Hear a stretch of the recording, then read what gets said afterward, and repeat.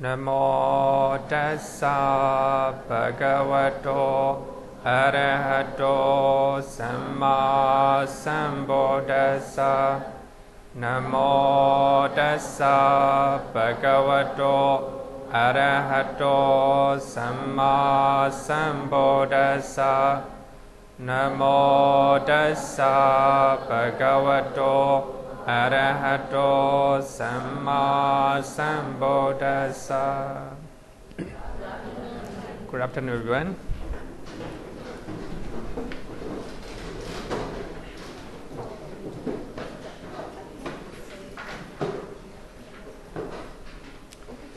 Last week we talk about 8 sense sphere, wholesome consciousness, right? So we have 8 sense sphere, wholesome consciousness. So whatever we do good things, so we are doing with one of these, consciousness. So we will do good things. So whatever you do, Dāna or Sīla or Bhavana, meditations. Number one consciousness accompanied by joy, associated with the knowledge, unprompted. So this is the strongest mental state. So when we are doing good things, so accompanied by joy, we do it happily. So when we are doing associated with the knowledge, we know that the result of karma. Number one, the result of karma. So whatever we do, we know is result, and also karma. So what type of action you are doing, right? Together with knowledge or wisdom. And unprompted, with a higher degree of motivation. So you do it, full of motivation and full of volition, right? So it is a higher level of mental state. So wherever we do good things, right? And second one is a little bit getting lesser and lesser, right? The degree and the power of mind getting lesser and lesser. Here, the prompted, the lesser degree of motivation.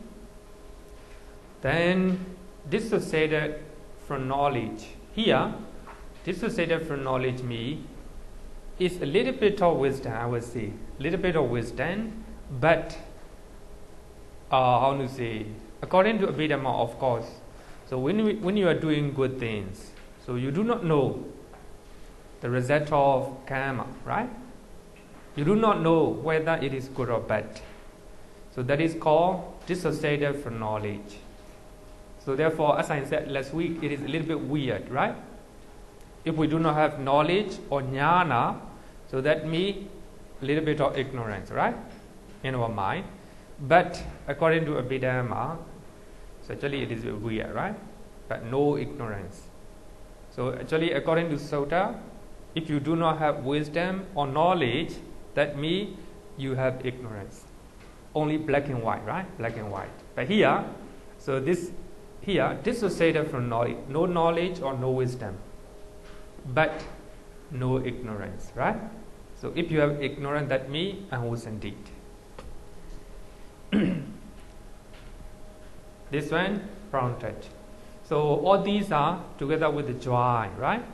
So when we are doing good things, you do it happily, joyfully. So the next 4 are accompanied by equanimity. Equanimous feeling means you may do good things because somebody force you to do, right? But no interest. You do it without happiness, right? But if you are not happy, it is unwholesome thought, it said. Because, it's a displeasure, right? Displeasure, adosa. So this is accompanied by equanimity. So whatever we do, we will do,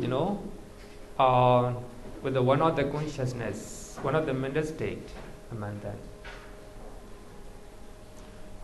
We call it, this is a ultimate truth, right? According to Abhidhamma, it is ultimate truth, paramattha. So I think today we need to,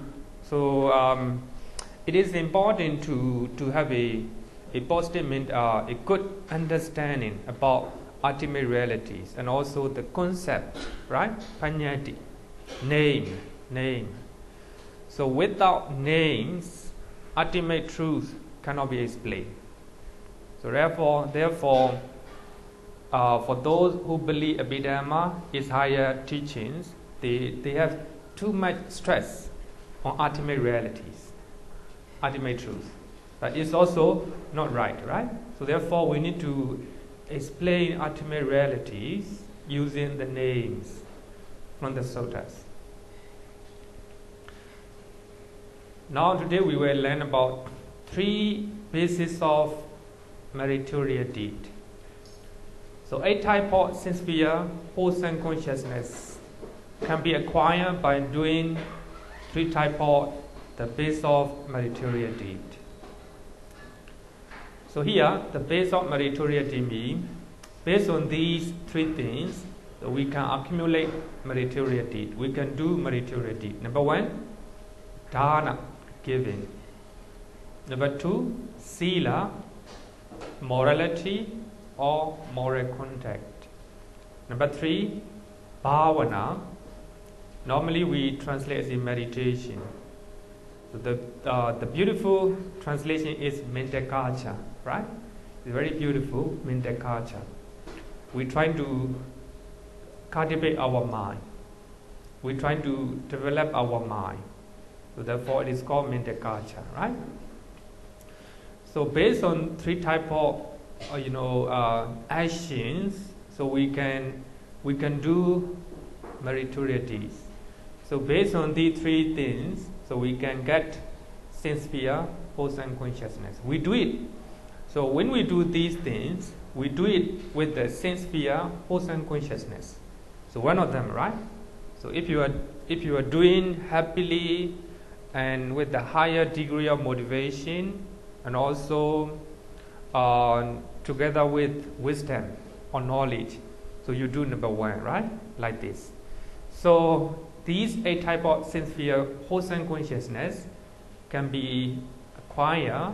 So based on these 3 things. So this is we have a sutta from Anguttara Nikaya, Punya Kariya Virtue Sutta. So another one is from Digha Nikaya, Singiti Sutta. So these 3 bases of meritorious deeds are the grounds or fields where the good deeds are cultivated and harvested. Actually, this is just for the note, right? The commentary of the first Abhidhamma text expands them up to 10 as a 10 bases of meritorious deed. Normally we know, right? 10 bases of meritorious deed. So as a Buddhist, we always learn these 10, right? Actually, these are not from Pali Canon. So these are from, the classification of the commentary or the first Abhidhamma text. So this is how Abhidhamma do, right? Abhidhamma do. The Sutta mentioned only 3. So Abhidhamma expand up to 10, right? So this is different from Sutta and Abhidhamma as well, right?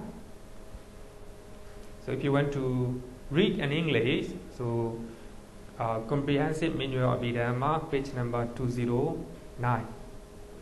The book you have, right? And another one is a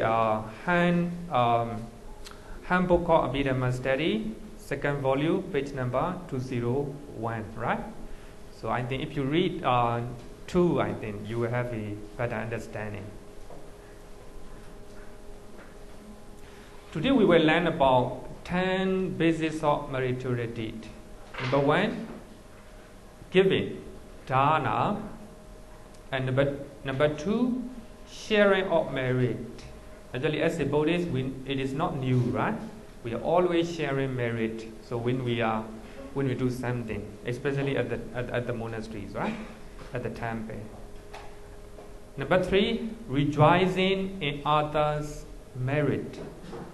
Rejoicing in other merit. So when after we do something sharing all the merit, we recite sadhu, sadhu, sadhu, right? That's we call it actually in Pali. In English is vedan, vedan, vedan. You rejoice, right? Also, if you rejoice, it's something share the good news, right? Good things. If someone done something good things, and share with you, and you rejoice, right? This is called rejoicing in others' merit. So these two are also actually there's a 3 group. So if you are doing all these 3, we call it Dāna. It is under Dāna. So in the Suttas, just mention Dāna, right? So Abhidhamma added another 2. Sharing of the merit, because it is connected with the Dāna, right? After doing Dāna, you share the merit. Actually, it is not 100% correct. So after you meditate, you can also share the merit, right? This is also connected with the meditation as well. So therefore, these are explained based on the concept, right? Based on the concept. Or concept or how to say the pāññati, based on the pāññati. May not be 100% correct.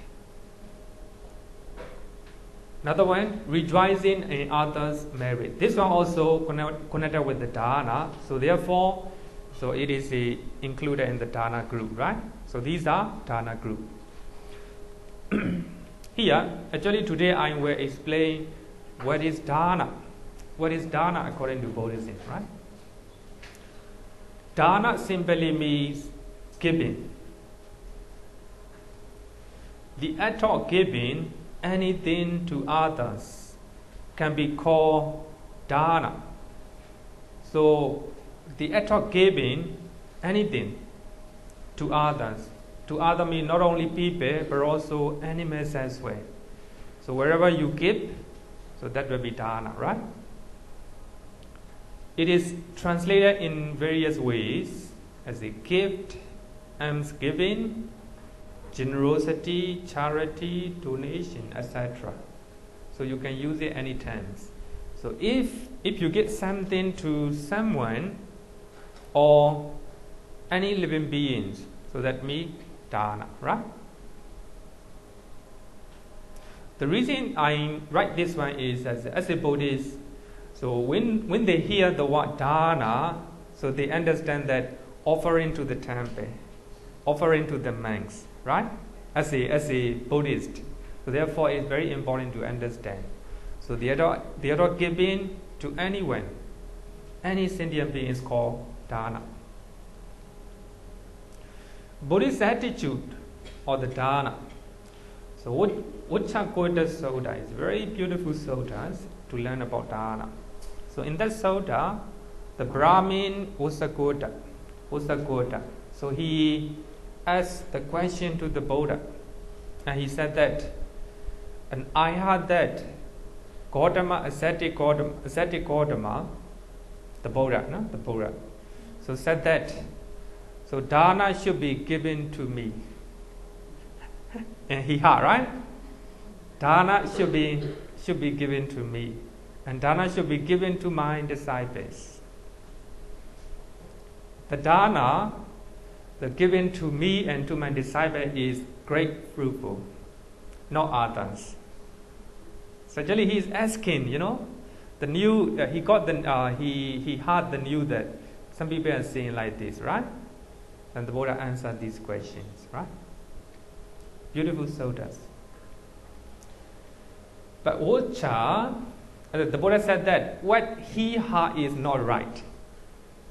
What he heard is not right. And the Buddha said that, but Vaccha, I say that when acquire merit, even if one throws away dishwashing water in a refuse dump or cesspit with the thought, may the living beings here sustain themselves with this. Quite clear, right? So this is the attitude of the Buddha regarding with the Dāna. So even we throw away our dishwashing water, right? Refuse them, cesspit is somewhere else. So may the living beings here sustain themselves with this. Even to the, not only animals, even to, how to say, is it insect, right? Even in the insect. So for that reason, some monks, especially some monks who follow the Vinaya rules exactly. So they are not, sometimes they refuse to inject, right?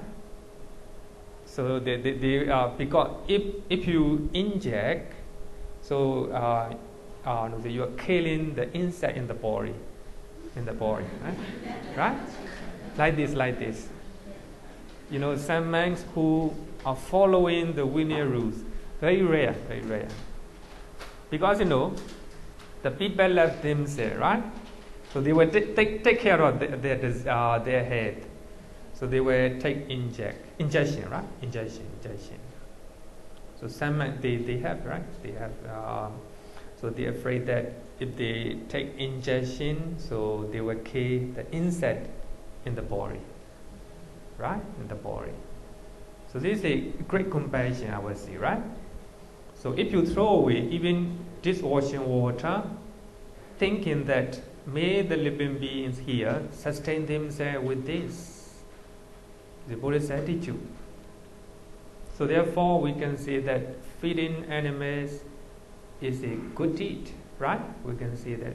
So if you feed animals, so it is also good deed. How much more then does one acquire merit when one gives to human beings? So if you offer something, if you give something, if you give away something to human beings, it's much more beneficial, right? Much more beneficial.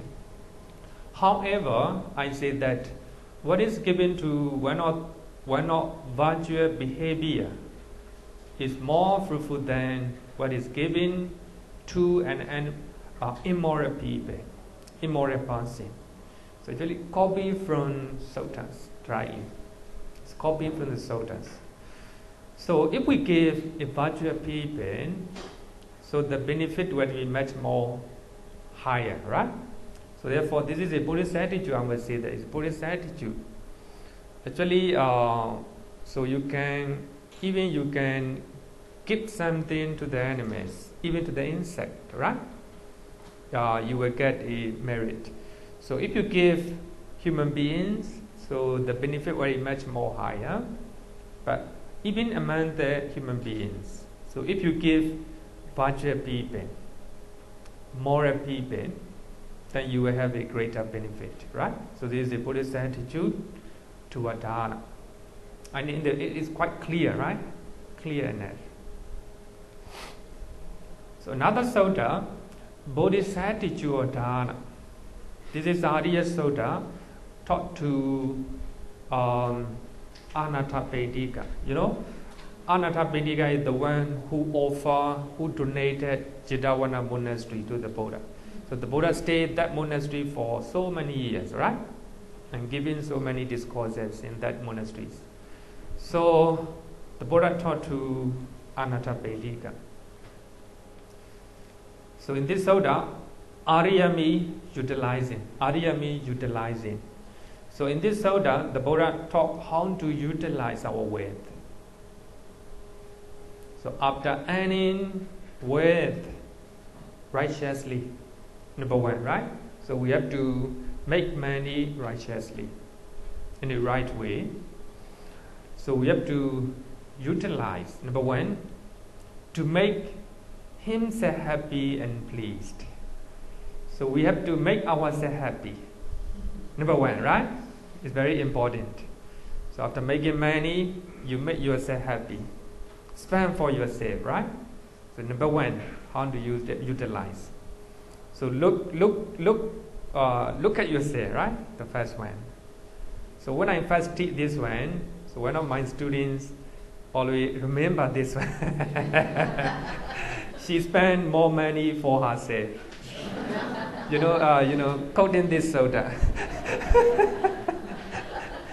According to this sutta, I spend many for myself, right? This is a very important one. So we have to make ourselves happy and pleased, number one.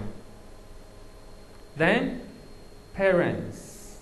As you know, the parents are the most important relatives in our life. They brought you up, right? Brought you up.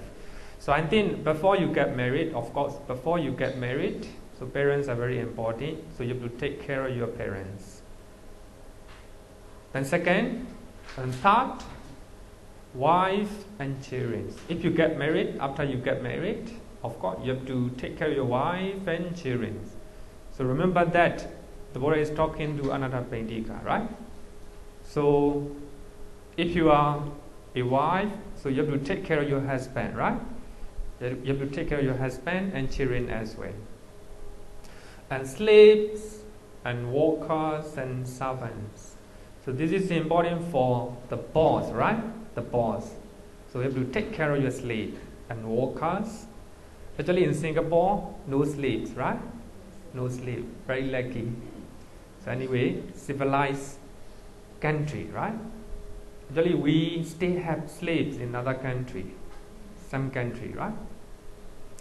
And servants. So this is very important one.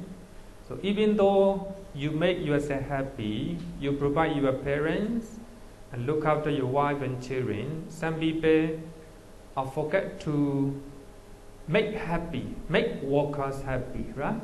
Make the servants happy. It's also very important.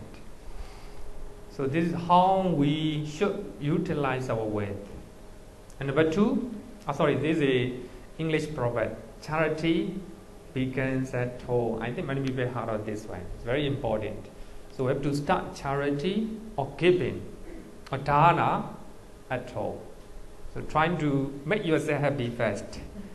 Then parents and your wife, husband, children, right? Your workers and servants. So this is very important one. Then number two, to make his friends and companions happy and pleased. So actually we are social animals. So we are living with other people. So among them, friends and companions are very important. So we have to give something to them, right? So we have to give food, clothing, and shelters as much as we can. So have to make them happy. So what we are talking about recipients, right? Recipients who receive our dana. Who receive our dana. Number three, to make himself secure against the possible danger of fire, floods, kings, the government, bandits, and unleavened heirs. So actually in Pali literature we call it 5 enemies, right? 5 enemies. So we have fire, flood, kings, the government. Sometimes if the government is not good, it is your enemy. It's your enemy, right? And also the bandits and unleavened heirs, right? Because you are living in a very safe country, so you may not know this one. So when the people are living in Syria, right? Especially Syria, and you will understand this one. The government, the ISIS, right? The ISIS is their enemy. Like this. So you have to make secure, right? Make yourself secure again. Actually, this is nothing to do with dana, but how do you utilize the way, right? So here, what I want to point out is who are the recipients of our dana? Number one, ourselves, right? Number two, your parents. Number three, your children, right? Your family.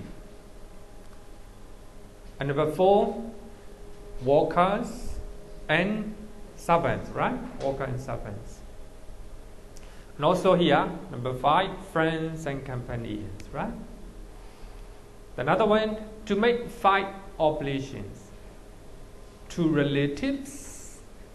Relatives are recipients of your dana. If you give something to your relatives, that's also regarded as a dana, right? Not only giving to the temple, not only giving to the Bhante, right? Actually, the act of any giving to anyone can be called dana. Here, relatives. Also, guests, ancestors. So, ancestor means the one who already died in your family, right? Actually, Chinese are following this tradition. Actually, Indian also they may have because so the Buddha mentioned in the discourse.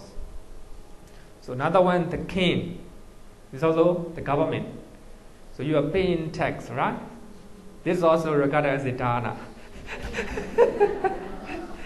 It depends how you think, right? If you are paying tax with the thinking that the government may do some good thing for the country, right? So if you are giving your tax, this is also regarded as a dana, we can call it. And also the deities. Actually, in India, many people offer something to the deities, right? So there are so many shrines, even at the time of the Buddha, right? So also offering to them, also regarded as one of the giving. And number 5, to make offering to virtuous people. The point is, here, virtuous people. It can be only senior people, or it can be religious person to virtuous people, right? So the point is, so normally when we think about dana, offering, so we think that offering to the temple, offering to the monks. Actually, it is not so. So anyway, even you give your husband, your wife, and even you are giving something to your relatives, right? So this also regarded as a dana. So actually, I'm not teaching all the detail about dana because no time for that. Just giving some of the important suttas, right? So I think dana is the most, I think, important things to get affection, right? To get affection. So if you want to get affection from your children, trying to give them, right? If you want to get affection from your parents, trying to give away, like this, right? So actually, we are not studying in detail. Another one, recipients of dana. In Mangala Sutta, so the one we are chanting every day, so recipients of dana are mentioned following order. Number 1, Mata Pitu Upatana, supporting mother and father. It's a very important one. So before you get married, of course, so you support your parents, right? You support your parents. Number 2, providing the need of wife and children. So after you get married, you will have like partner and you have children. So providing, giving to the wife and children, giving to the husband and children. Also regarded as dana, right? Regarded as dana. So it's very important. Everything depends on our motivation, our volition, right? So even you are providing your family, so if you are doing the full of compassion and understanding, so that will be good deed. So that is one of the good deed among the 8 sense sphere wholesome consciousness, right? Number 3, giving alms. Giving alms means offering to temple, Bhantes, and senior people like this, right? Offering outsider. Then, Nyataka Ninsa Sengho, helping the relatives or giving alms to the relatives. So this is the oral recipients or the dana. So here, the point is, so wherever you give to someone, that can be called Dāna. So when you do Dāna, so it will be among the, you do, so one of the mental state, so among sincere, 8 sincere, wholesome consciousness, kusala Citta. So therefore, if I explain in English, I have to think a lot. I think better I explain in Pali. Kusala Citta, right?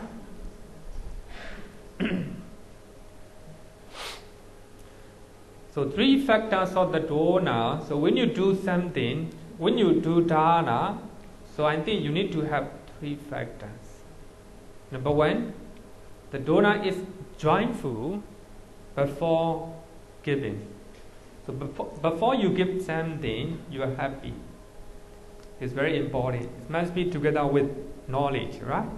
You must know who is recipient, how the recipient will, how does he use it, right? Utilize it. So before that, you must be happy, joyful. And number 2, the Dāna has a places mind while giving. So while you are offering, so you're very happy. And number 3, the Dāna is elated after giving. So after you give something, you feel very happy, right? No regret, no remorse. Sometimes it happens, right? After you give, wow, regret arises in your mind, right? This is nature. Because you are not doing with the knowledge or wisdom, right? Right? Oh, it's not good, yeah? You regret. Better not to do it like this, right? So I think when you are doing Dāna, so these are 3 criteria. You must be happy before you give. You must be happy. So while you are doing Dāna, then after you doing Dāna, must be happy. Actually, so that means while you are doing Dāna, associated with associated, right? Associated with the knowledge. Knowledge means you must know to who you are giving, right? So how that recipient is going to utilize it. Is it beneficial for him? Like this, right? So actually after you giving, so if you see the result, right? I think you have a regret. You're not happy for that, right? It's very important. So wherever you do Dāna, I did look at these 3 factors of the recipient. A good one, right? A good one. Number 1, the recipients are devoid of attachment, lobha, nothing but lobha, and are practicing to remove attachment. Two type. So when already remove attachment, no lobha, no greed, right? No greed. And number 2, the one who is practicing to remove attachment. Actually, this is a higher recipient, higher level of recipient, right? So when you are given to enemies, when you are given to immoral people, so they may not have these qualities. But if you do Dāna to those recipients, it will be great beneficial. And number 2, devoid of hatred, no hatred, or practicing to remove hatred. And the last one, delusion. It's nothing but lobha, dosa, moha, right? So you should give Dāna to those who do not have lobha, dosa, moha, attachment, hatred, delusion. Or for those who are practicing to remove those negative mental states. So if you are doing Dāna, so the result of your Dāna will be greater, higher, right?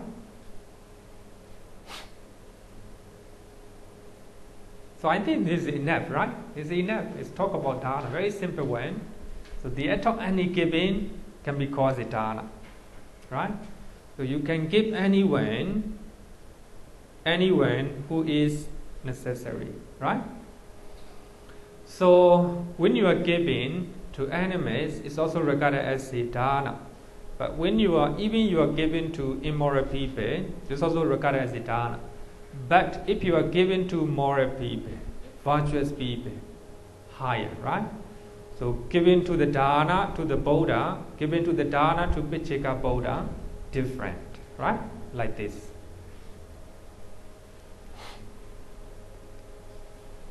Any question regarding with the dana? So giving to a person with high moral, Sorry?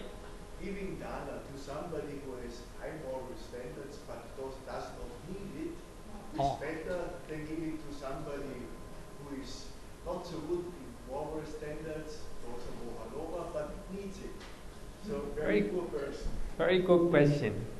Very good question, of course. So you are giving dana to those who are very highest virtual people, but he doesn't need it. But instead of giving that person, giving to needy people who really need it, right? It's very important questions. I think associated with the knowledge, right? I think it's associated with the knowledge. So we have to think about, we have to use our wisdom, right? Of course, so how the recipient utilize your donation is very important. Suppose there are many religious organizations, right? They're very rich. They're very rich. Then you, even though they are very rich, you stay orphan, right? You stay orphan. But you must know how they utilize, right? How they utilize.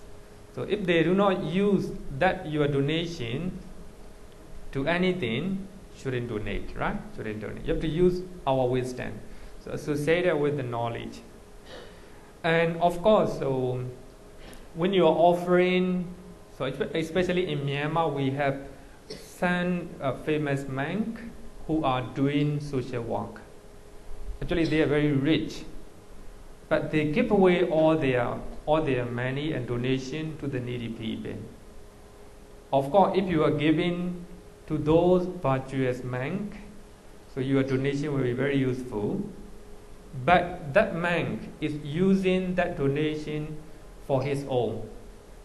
Useless, right? Useless, as I said. Instead of giving to such a monk, the better to give the needy. Normally, you all are very busy, right? You cannot approach those needy people. So instead of that, you give your donation to, organization, right? Also the famous monk. So they will do for you like this. Of course, I think if we can do dana directly to them, much more beneficial. Much more beneficial. Actually, we are explaining in a simple way, only common sense, right? Common sense. But of course, according to if we are explaining spiritually, I would say in a religious level, in religious way. So the Sutta also mentioned that offering to the Buddha is much more beneficial than offering to the normal arahant, like this, right? This is according to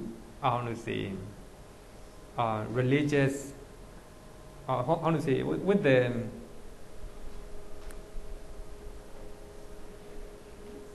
in religious context, right? Religious contents, right? I hope you get the point. Any question? Okay, let's go. So the best moral code, the Buddhist moral code, Sīla, is one of the most perfect which the world has ever known. Actually, said by Professor Max Muller. I think you may not know who is Max Muller. So, fried drink, right? Fried drink. Muller, generally known as Muller, was a German-born philologist and Orientalist. Actually, he's very famous one. So he studied philology as well as the Oriental study. So actually, he is one of the pioneer scholars who study Sanskrit and Pali, and also as you know, he is from German, and he know wisdom philosophy as well as the teachings of other religions. So he said that so Buddhist moral code or Sīla is one of the most perfect one in the world. So actually, when we learn about Sīla, you will know it. It's very comprehensive, very comprehensive. So here, number 4, we are talking about 10 bases of meritorious deed, right? 10 bases of meritorious deed. Number 4, virtue and morality is a Sīla. Number 5, respect, apachayana. Number 6, service, Vaccha. So these are under virtue, under Sīla. Sīla group, I will say, right? Sīla group. So we have learned Dāna group. Dāna, giving and sharing of the merit and rejoicing in others' merit, right? Here, this is Sīla group. Virtue, morality, respect, service. So these are called Sīla group. So what is Sīla? Sīla basically means immoral conduct that control body and speech. The most important one. So immoral conduct that controls body and speech. In order not to do any evil deeds, number 1. In order not to do any evil deeds. Number 2, to do good deeds. 2 aspects, right? So therefore, do's and don'ts, not to do and to do, are 2 aspects of Sīla. So Sīla means immoral conduct that control body and speech. So therefore, we need to understand bodily action as well as verbal action, right? So that is called Sīla.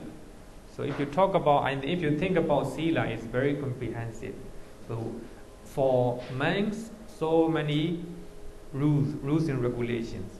For lady body also, rules and regulations, right? 3 bodily actions. Once I have explained a little bit, but here, refraining from killing, that is called Sīla. Refraining from stealing is called Sīla. Refraining from sexual misconduct, this is also called Sīla. It's don't, right? Not to do unwholesome things, not to do evil things. Don'ts, right? So these are 3 bodily actions because it's connected with the body, generally occurring through the door of the body. And 4 verbal actions: refraining from telling lies, refraining from slandering, refraining from harsh speech, and frivolous talk. So this is called Sīla. So actually Sīla means controlling our bodily and verbal action, not to do evil deed, to do good deed, right? All these are called don't, right? Don't do it. So these are called verbal action, 4 verbal action. So if you refrain from these one, so you have Sīla. If you are committing this one, you don't have Sīla. Quite clear, right? Quite clear. But I think for now we don't no time to explain them in detail. But in chapter 5, so we will have to learn in detail, right?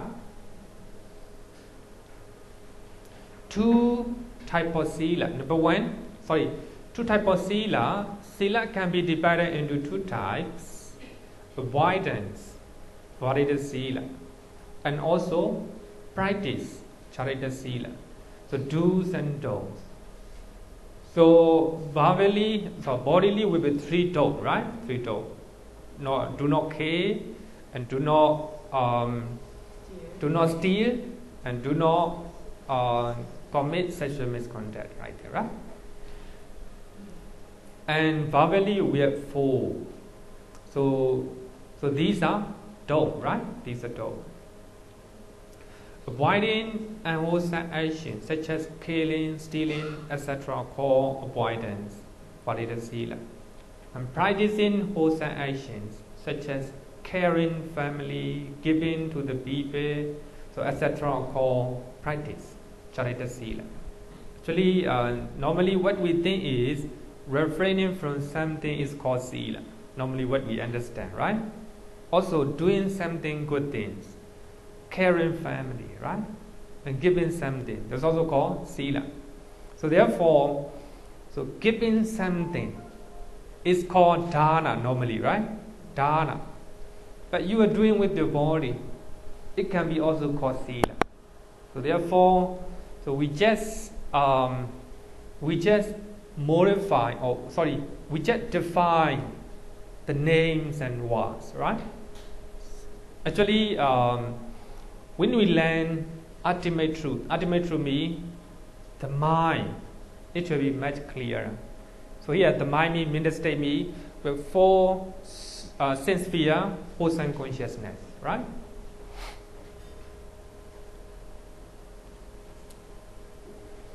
So here, Väritta Sila and Căritta Sila, refraining from taking life. So we have to refrain from, right? So we have to avoid taking life. But here, caring for the welfare of all living beings. Instead of taking life, instead of killing, you try to care all living beings. You try to protect them, right? Not to be killed. So that is also called Sila. It is Căritta Sila, or loving kindness, compassion toward all living beings. Instead of killing enemies, instead of killing the people, you try to practice compassion toward them and loving kindness toward them. That's also called Sila. That is a positive side, right? Positive side. Negative side is not to kill. But positive side is instead of killing, you try to protect them, not to be killed. Like this, right? 2 aspects of Sila. Number 1, refraining from taking what is not given. What is not given. Actually, this is also very, very wide. Not only stealing, but also you do not take things that is not given. Then generosity. You're trying to give away something. That's also called Sila, because it is connected with the body, right? Connected with the body. And also contentment. So instead of taking stealing, you try to control your mind. You try to contentment, or safeguarding the public property, right? Safeguarding the public property. That's also called Sila. Then refraining from sexual misconduct. So if you can refrain from it, that is called Sila. Then positive side, not only refraining, but also trying to master over the emotion senses. So sometimes you may have a desire or emotion to commit sexual misconduct, but you try to overcome it, right? And also caring the family. Instead of not only refraining from sexual misconduct, you also take care of your family. You also take care of your family, like partner and children. That's also called Sila, right? Sila. Sila means not only refraining from anything bad deed, but also doing something good with your body, with your speech. refraining from false speech. Sometimes we refrain from telling lie. We refrain from telling lie, but this is Sīla. But not only that, so we have to maintain truthfulness, and also we must be honest as much as possible, right? Honest, verbally as well as bodily. So we have to be honest. So this is also called Sīla. It's a positive one. Refraining from taking intoxicants, drugs, drinking something, drinking alcohol like this. So if you refrain from taking intoxicants, so that is Sīla. It's the negative side, right? But at the same time, so we have to cultivate mindfulness. So if you drink alcohol, your mindfulness is go away, right? Then you will not have clarity of mind. So you not only refraining from alcohol or using drug, so you have to try to cultivate mindfulness. Also, try to maintain clarity of mind. That is a positive side. Actually, normally these are 5 precepts, right? 5 precepts. I'm just showing, compare, the avoidance and practice. Thing that you don't have to do, thing that you have to do, right? So all these are called Sīla. So Sīla can be do's and don'ts. So you have to refrain from evil deed. At the same time, we also have to do good deed. So that is called Sīla. Responsibility and Sīla. This is a very, very beautiful one. It's good to understand about Sīla, right? Actually, we have to relate. Actually, what the Buddha said is not something different from our daily life. It is everything is in our daily life, right?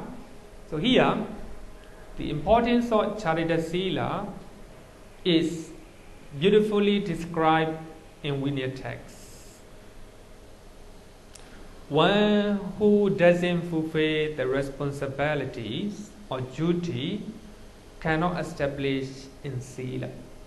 So actually, responsibilities or duties are Sīla.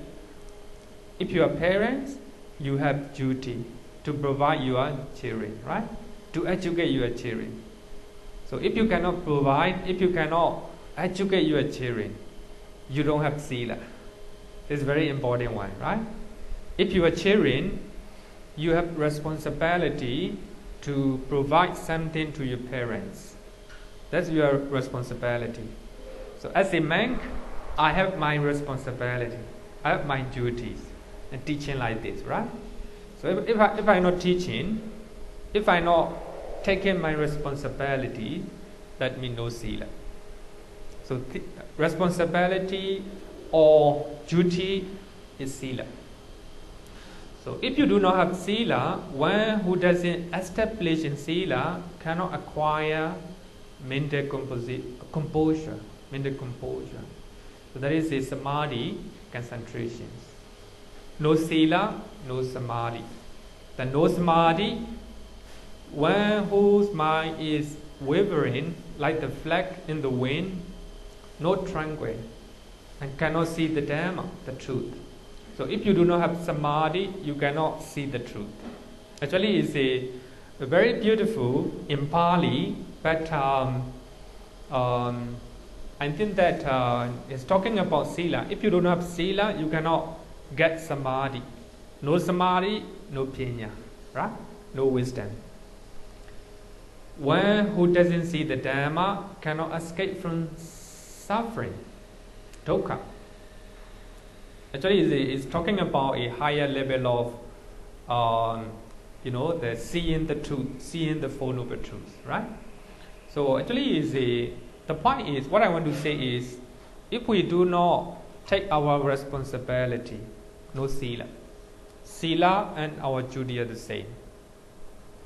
As a lady devotee, you have some responsibility for the temple. As a monk, I have some responsibility as a monk, right? If I do not take my duty, my responsibility, no Sīla.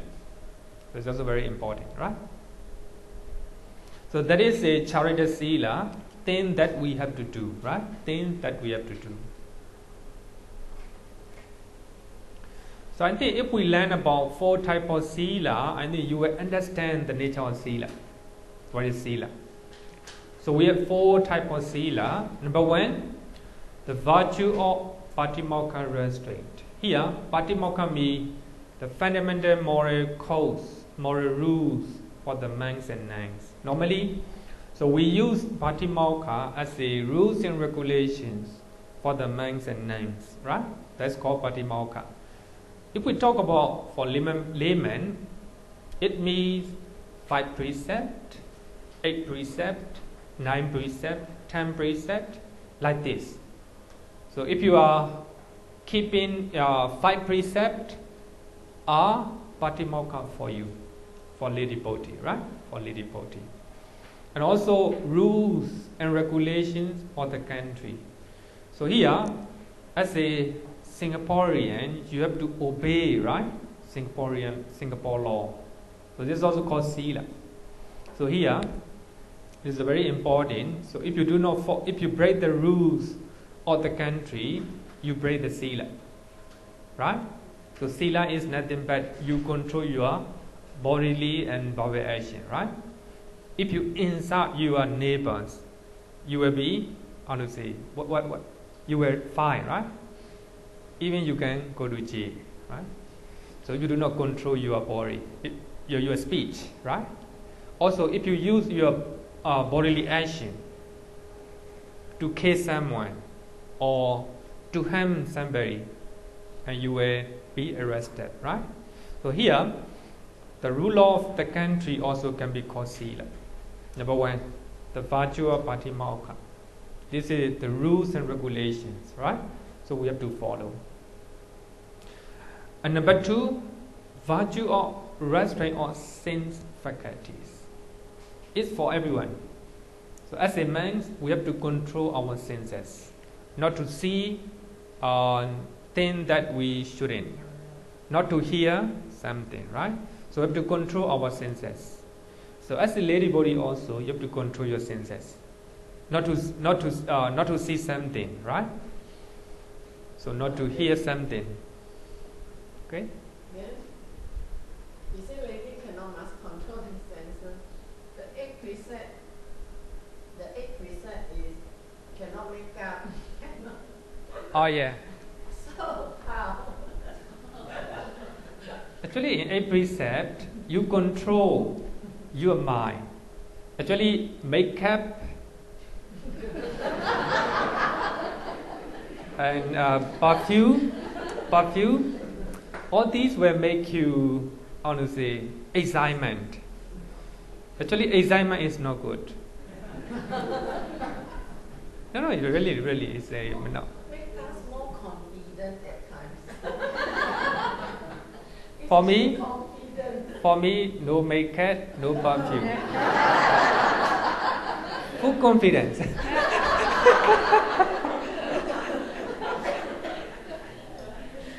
But of course, actually, therefore, we only recommend only 5 precepts, right? The 5 precepts, you can wear makeup, right? You can use perfume. Actually, later I will explain the reason why we keep precept in its specialty, right? In its specialty, the reason why. Normally, as a Buddhist, you should keep 5 precepts. The 5 precepts, so you can enjoy everything, right? So enjoy everything, but only very big one. So you have to control, right? You have to control. Makeup, not included in the 5 precepts.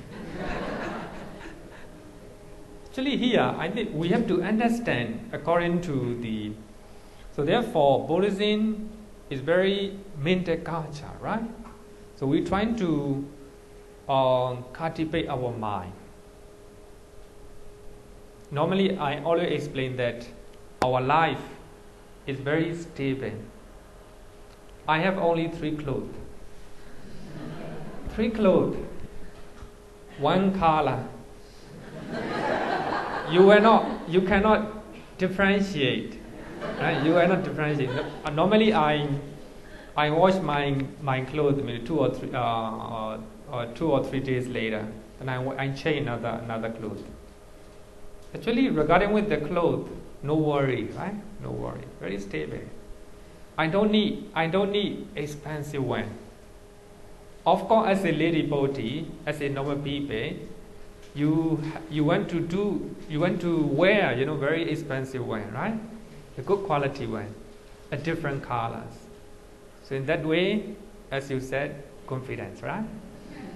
Actually, regarding with the clothes as a man, no worry. Even though some men wear expensive one, for me, no different. No different. So what I want to say is this is a spiritual life, right? Spiritual life. So you don't need to follow that one. You don't need to follow it. So just like a perfume, no perfume, it's okay, right? As long as I'm clean, I take a shower, it's okay, right? It's okay. So what I want to do is spiritual life. So you have to control things that make you excitement, right? Excitement. So when you learn jhana, higher level of concentration, you will understand that if excitement make you shake your mind, right? Sometimes you may see that some people have too much excitement when they hear they got, I want to say, the Hollywood, what is it? Surprise? Then Hollywood, they have Halloween? no, Oscar prize. Remember that the actor and actresses on the stage, right? Not on the stage, among the audience. So when they hear the announcement that they got Oscar, what happened? So happy. Wow, a lot of excitement, right? You might think that. So that excitement is very pleasant, you might think that, right? But for those who have meditated a lot, that excitement is suffering. Too much, it beats your mind, your body, the body system like this, right? Body system. So what I want to say is, so we have to control excitement, right?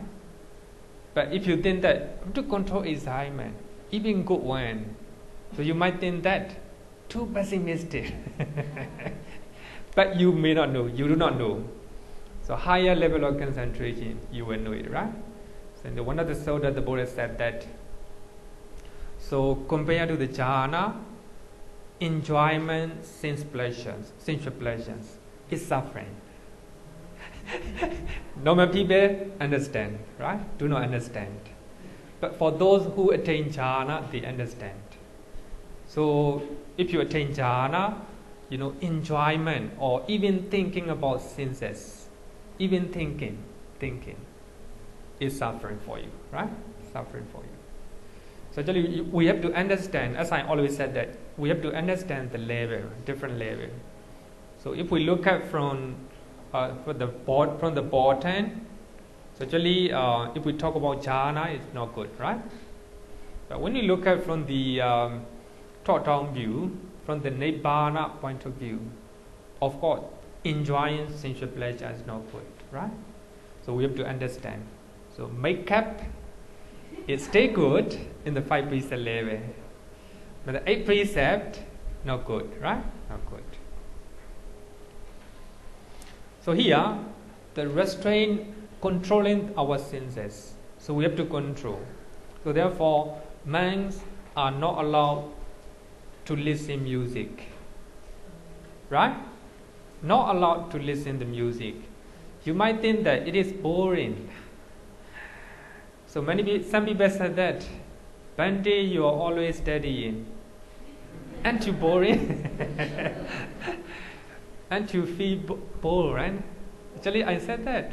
No time to feel bored. All the time happy.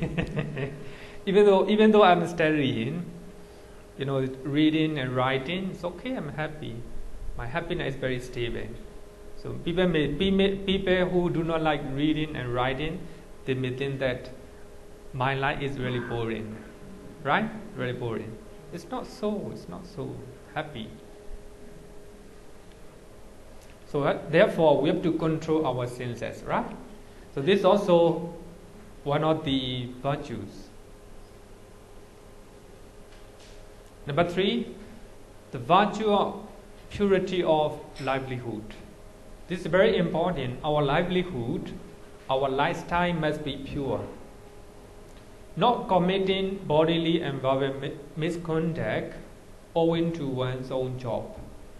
So, I also have my own job as a monk. People supporting, right? People offering. So actually, I have to rely on those offerings. But if I use bodily and verbal misconduct to get those supportings, that's not pure. Just like that, lay devotee, at work you tell lie. You take what is not given, and you use frivolous talk, right? Nonsense talk, killing the time at the company, right? This also called your livelihood is not pure. So it's also very important, the purity of livelihood. And number 4, virtue concerning with the requisites. So as a monk, so using requisites that are allowed according to Vinaya rules. So if I'm using something that is not allowed to Vinaya rules, it is not, I don't have this Sīla, the virtue concerning with the requisites. So as a lady devotee, using things that are legally allowed. So if you are using something that is not legally allowed in your country, so you don't have this Sīla. It very dependent on how you observe Sīla, how you follow different. So as I said, some monks are following the Sīla in detail, but only a few.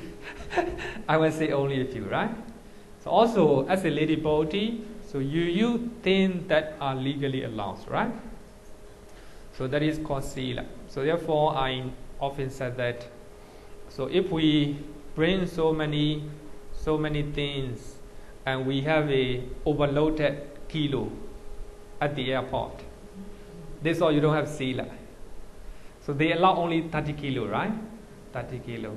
So if you bring more than 30, you don't have Sīla. This is very important, right? So therefore we have to follow. So if you bring more than 30, you steal, right? It's a type of stealing. But of course at the counter, the in charge they allow is okay. Then you bring, or paying is okay, of course paying is not stealing. What I want to say is, so you bring extra kilo with the hand carry, right? You hide somewhere. So this is happening in our daily life, right? So Sīla have to follow, you have to follow, I think. So 30 kilo, only 30 kilo, not more than that, right?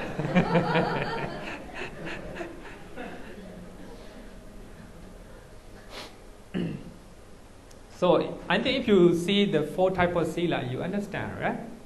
The different type of Sīla. So we have to follow. Actually, to summarize, so Sīla is controlling our body and speech. Two reasons.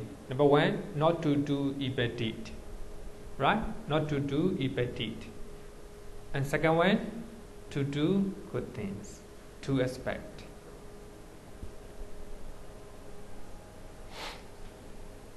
If you want to read about Sīla, the path of purification, Visuddhimagga, right?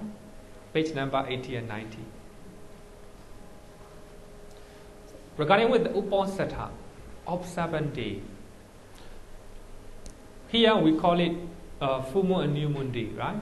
Mangala Vihara, we have 2 days, full moon and new moon day. Normally we have 4 days, 4 days, 4 days a month. But we take it only 2.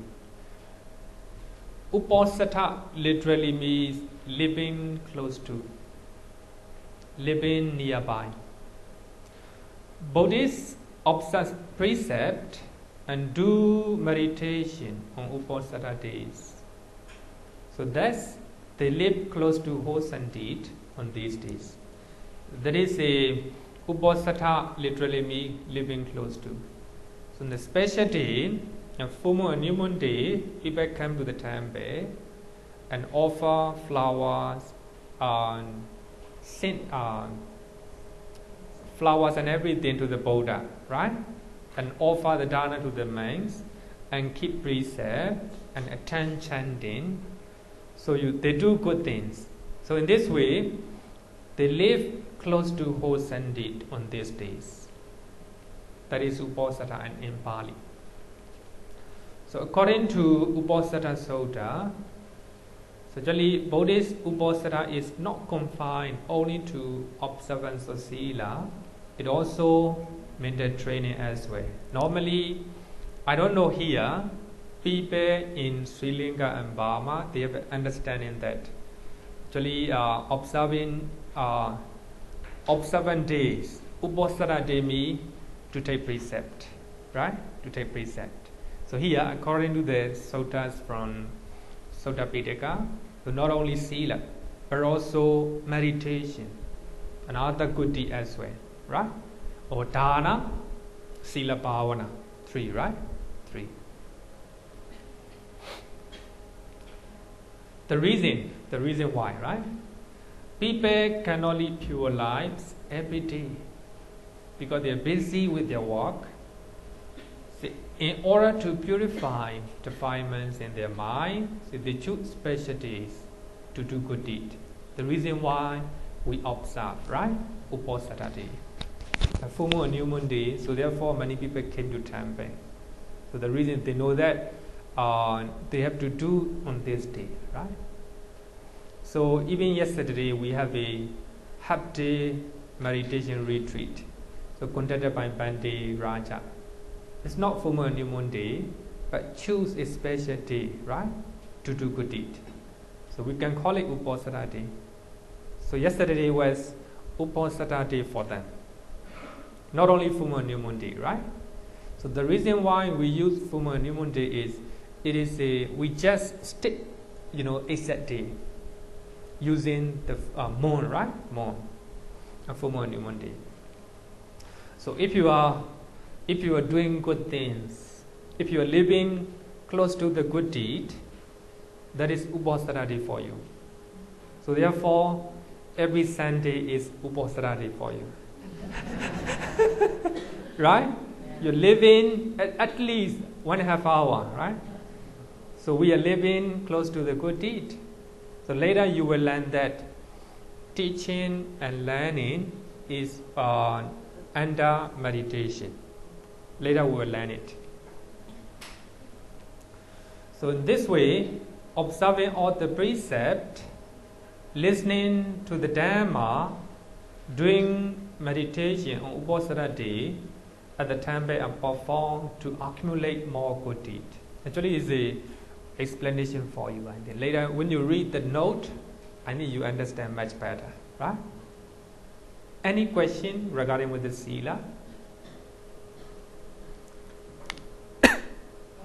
Okay. Nowadays, a lot of YouTube people send YouTube, like send jokes, send all nonsense. Say, for instance, we keep precept, 5 precept.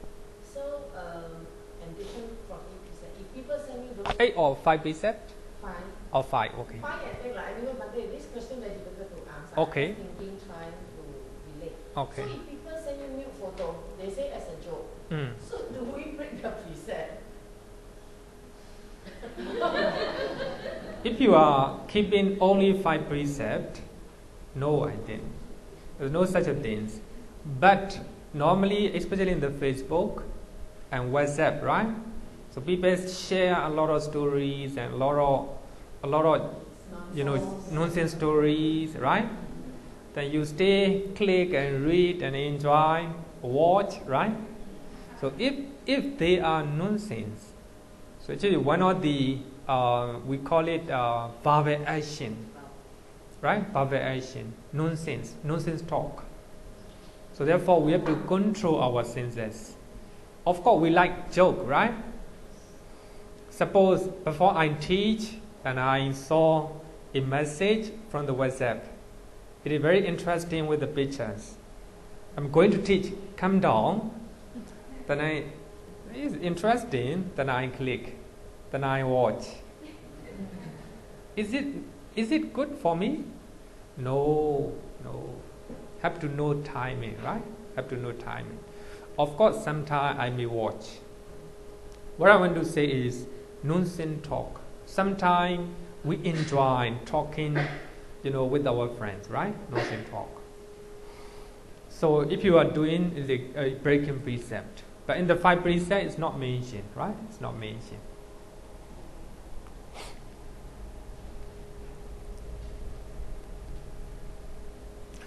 Two aspects of respect. So as I said, this is a respect is a under the Sīla, right? Under the Sīla. Respect is a very important Sīla in our social life. Actually, this is not difficult to understand.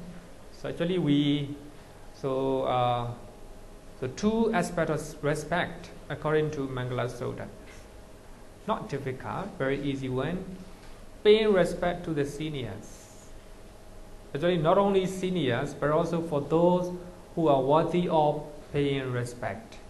Just like our parents, our teachers, right? Our teachers. Also, if you pay respect to them, so that is also Sīla. That's also regarded as a Sīla. So therefore, when you see seniors, so we have to pay respect to them and give away the seat, right? Give the seat to them at the tray, right? At the tray. That's also called Sīla. And paying respect to the juniors.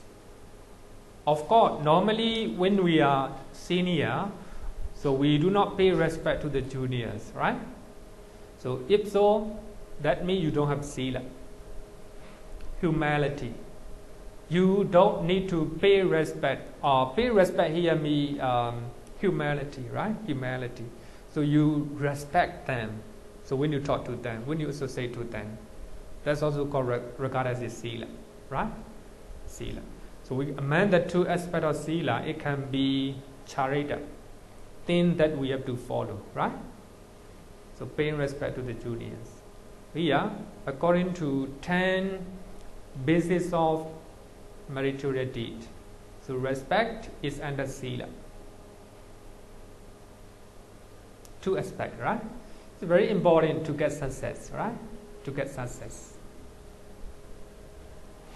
Another one is service. We are Vaccha. We are dependent on each other. It's very important to understand this one. So we all are interdependent. Our happiness is dependent on others. So if we make other people unhappy, we also are happy, likely to be happy. We are interdependent, especially when you are living in one place. So if you make other people upset, right? You are unhappy, you are upset, because we all are interdependent. It's very important to understand. So therefore, Dalai Lama always said that. So if you practice compassion, loving kindness to other people, you are taking care of yourself. So we human beings are living in one planet. So if we kill one person, we are killing ourselves. Actually, if we just look at an outer level, you may not understand, right? Suppose you are killing North Korean people. then North Korean will make you harm again. By killing others, you are killing yourself as well. So we are interdependent. But here, actually, we need services from other people.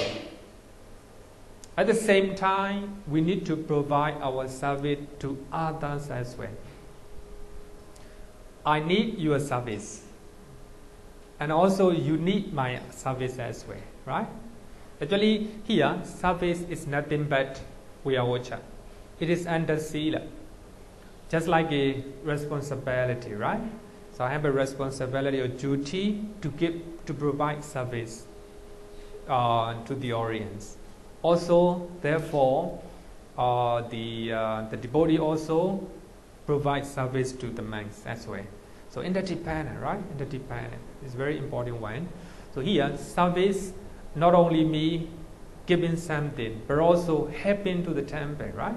To the temple. God-centered religions give service to the God and religious institutions. So they were always said that rendering service to the God, right? To the God. And rendering to the service to the religious institution like this. So they always said like this. But Buddhism is not God-centered religion. It is a human-centered religion. So therefore, we must pay attention to render service to the people, as well as all sentient beings. That means you are helping to the temple, Mangala Vihara. You must pay attention to the people, not the temple. Right? So this is a human-centered. Actually, the temple exists for the welfare of other people, the people, right? Human being. So therefore, so when you are helping to the temple, you must understand that you are helping to the people, not Mangala Vihara, right? People who are coming and studying here, attending puja, right? So helping, not to the temple, but to the people, right? To the people. It's very important one, because we don't need to serve to the Buddha. Buddha is already died, right? We don't need. The Buddha will not make you appreciate for offering food, flowers. Actually, this is our faith, right? Our paying gratitude to the Buddha. Not offering to the Buddha. The Buddha will not accept. The reason why we are offering flowers and food and water and everything is paying gratitude to the Buddha. The Buddha have providing the teachings for us. So we are following his teachings. We are benefiting from it. For that reason, we pay respect, we pay gratitude to the Buddha. It's for us, not for the Buddha. The Buddha will not eat. Understand? So in the eyes of other the people from other religions, they might understand that why we are offering food. The Buddha already died, right? The Buddha cannot consume the food. Must find out the reason. The reason is we pay gratitude to the Buddha, right? In this way, right? We value the teachings of the Buddha. The Buddha will not eat your food. So actually, I often explain that here in Mangala Vihara, so people normally do not eat after offering to the Buddha. But I said that nonsense. So we can eat it. Why not? So the food became, useless if we do not eat, right? Actually, it is more blessing. The food offered to the Buddha is more blessing, right? Of course, yes, you can eat it as long as it is clean, right? It's clean. You can eat it. So therefore, so when you are offering food, flour, everything, so remember that the Buddha will not receive it.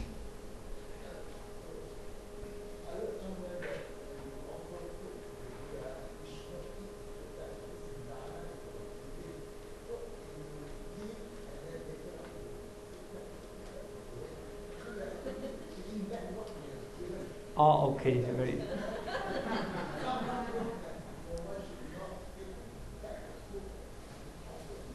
Okay.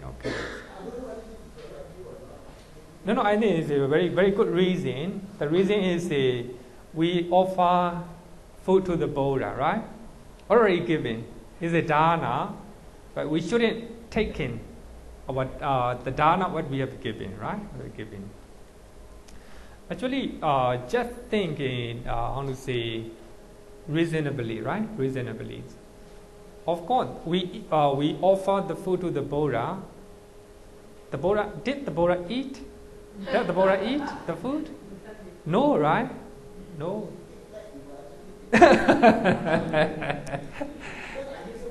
Of course, the way you think is spiritually or in religious context, right?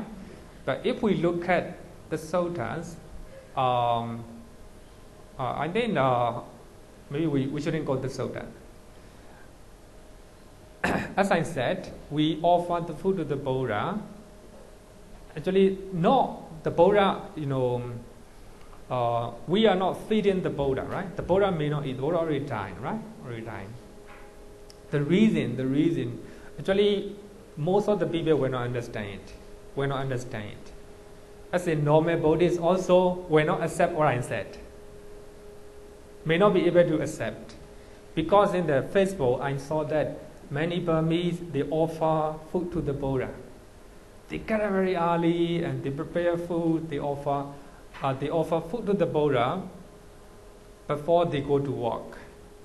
It takes a lot of time. It takes a lot of effort, right?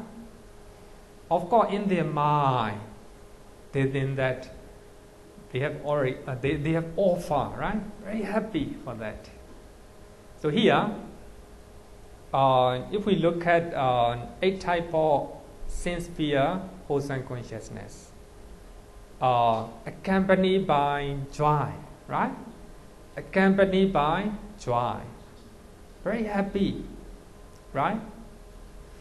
But dissociated from knowledge. Dissociated from knowledge. It is wholesome indeed, but dissociated from knowledge. I will say that. Because offering food to the Buddha, does it make sense? Do you think it makes sense? I will say it doesn't make sense. It doesn't make sense.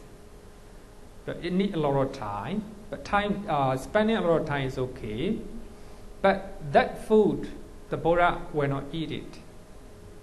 But we have to look at the reason behind. So the reason behind we offer food is paying gratitude to the Buddha, right? So we are very, thanks to the Buddha for giving us the teaching. That should be the reason why we should offer. Flowers, okay, because by looking at the flowers, people are very happy, right? It's a type of decoration. So when we see flowers, we feel very happy in our mind. Actually, offering flower to the Buddha is more meaningful than offering food to the Buddha. Right? To the Buddha. More meaningful. So I will explain, I will share one story. So at the time of the Buddha, it is from Vinaya Pitaka. So at the time of the Buddhas, as you know, the monks are not allowed to use flowers, garland, right? Not allowed to use. So the people come to the temple and offer a garland, flowers. You know garland? Is it? A garland. And the monks has a doubt that the Buddha is prohibited to receive the garland, to use the garland. How he should do? So he approached to the Buddha and asked, what should I do? And the Buddha said that you can accept the garland, keep it in the door. Keep it on the door. Understand? The reason why we receive receive is to to keep an opportunity for the devotee, not for himself. Understand? It is from Vinaya Pitaka, Pali Canon, it's Pali Canon. So we can accept the flower or garland and keep it somewhere.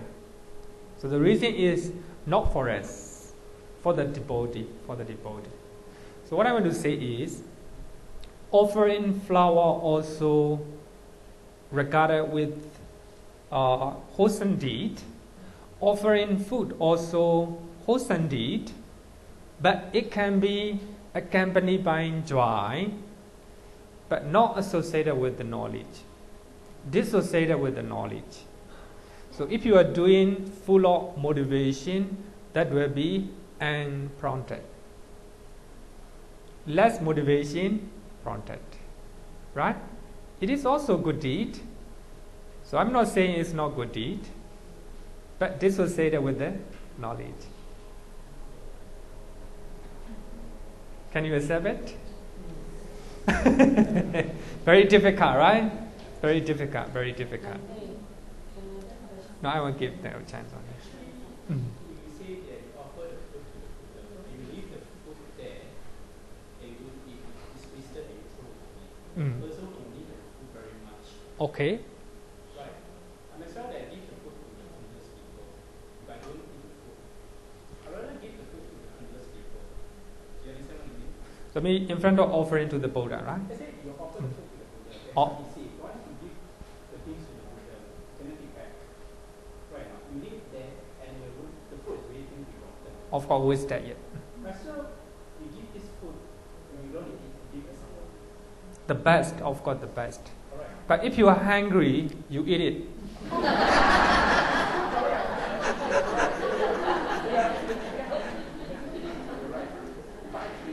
Is it? It is not. It's not regarding with our action. It is tradition. Tradition, especially in Sri Lanka. So when the food are offered to the Buddha, they will not eat it. It's tradition.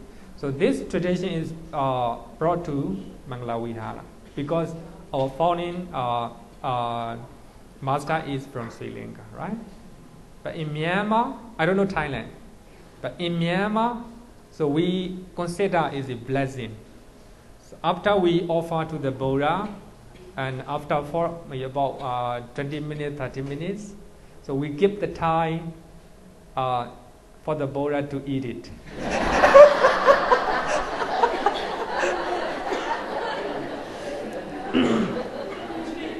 $20 or 20. No. What I mean is it our no. What I mean is it we 20 or 30 minutes and we eat it. It is a blessing, right? Actually, we are not taking back. So we request, of course, in our mind, we request, the Buddha give it to me back.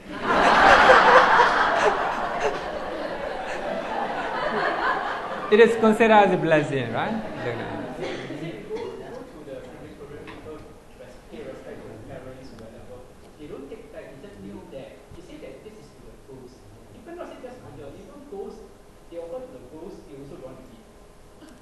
Of course, if you are offering food in the crematorium, if it is clean, it's okay. You can eat it, but it's not.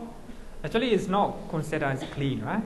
It's not. The environment is not clean. But some people, I have a friend who can see ghosts, especially 7 months. Okay. So when they pray 7 months, then she will see this spirit eat and the saliva and very messy. So she will ever tell me she feel very revolting. Oh. Is it related to offer to ancestors? Just now my question quite related to that. Okay. So my point is what they say is when we offer to God, yeah, it's a respect, it's a gratitude. Of course, I don't know, we talk about deities.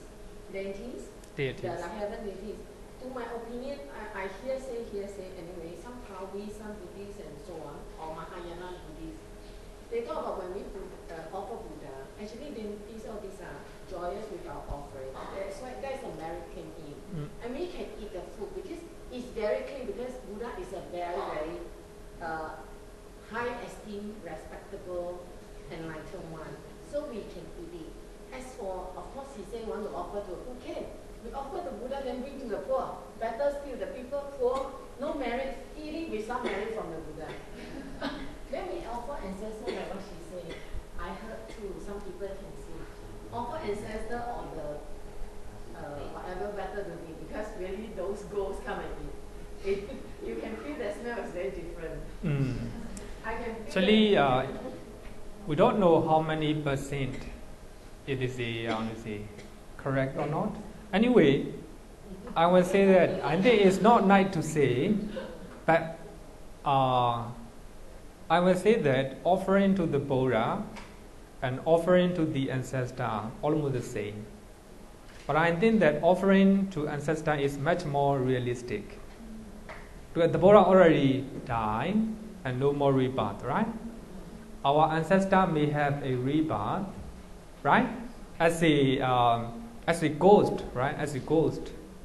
But they may come and enjoy, right? Our food. But offering to the Buddha may not come and eat it. So as I said, it's I will say that the rites and rituals. Understand? The rites and rituals. Because these rites and rituals are created by our forefathers. The reason is to create wholesome activities, to create wholesome consciousness in our mind. Of course, while we are offering food, flowers, incense in the shrine hall, wholesome action, wholesome consciousness arises in our mind. Very happy, right? Especially when we are doing with the big group, we are chanting, the whole shrine hall is full of chanting. Create more happiness, more joy. Normally, in the morning, in normal time, only a few people. Actually, happiness is not much. It's different, right?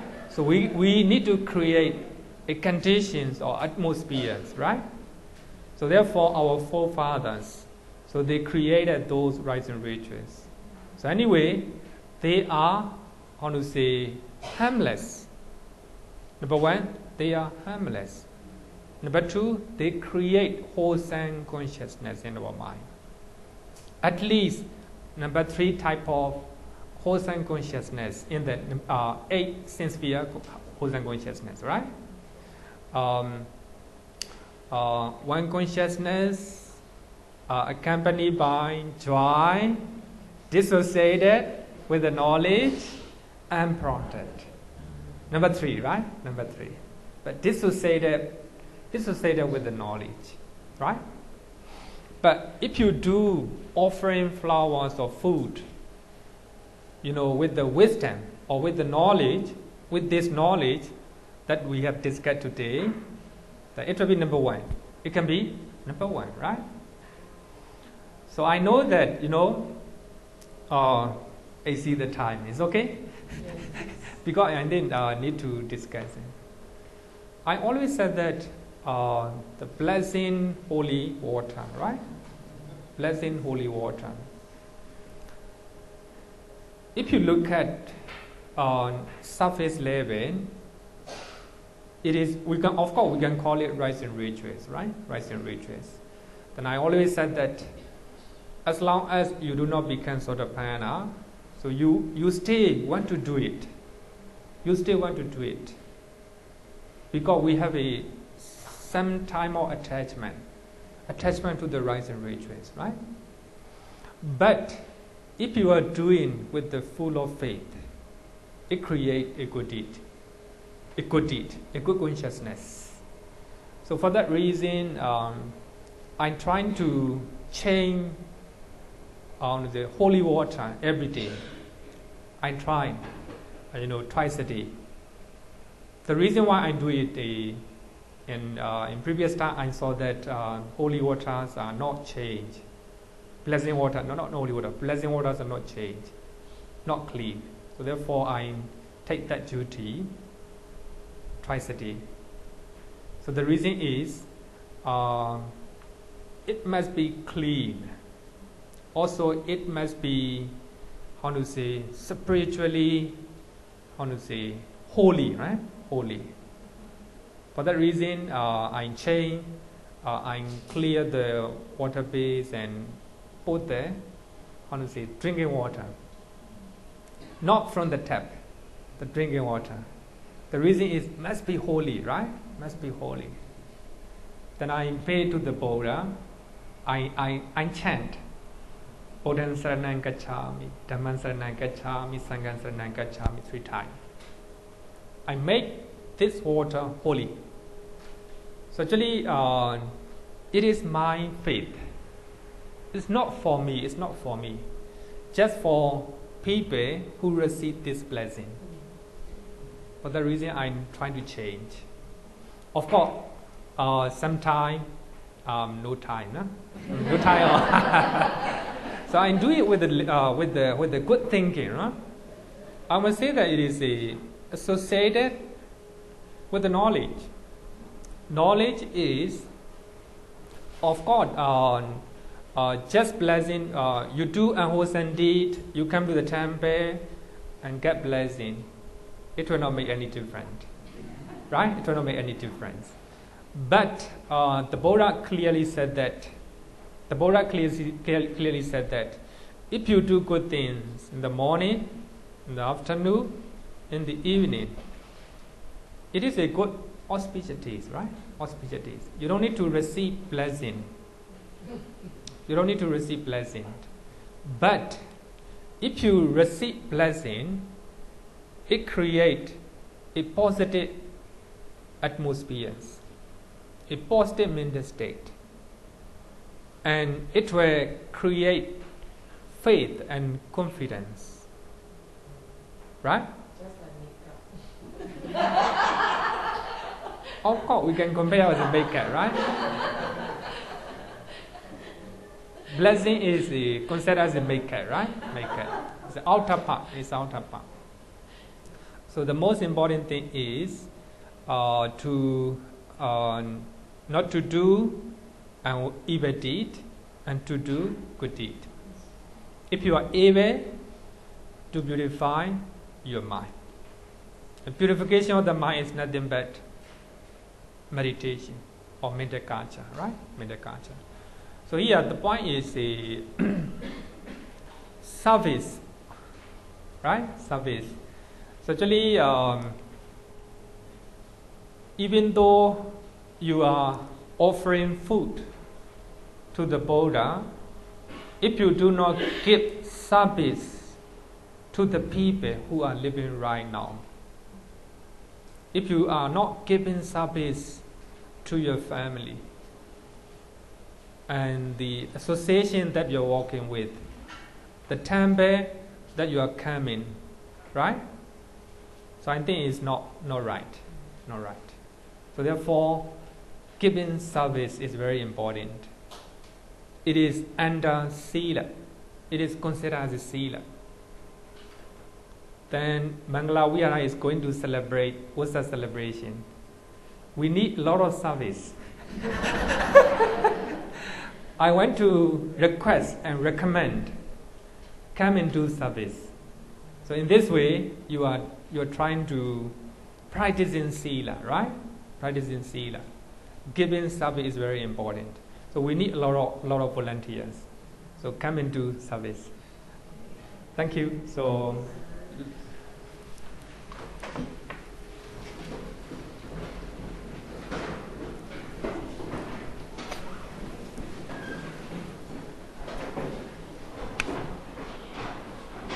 Yo vadatam bhavaro manu Jesu Sakya Muni Bhagava Kata Kecho Paragato Bala Vidya Samanga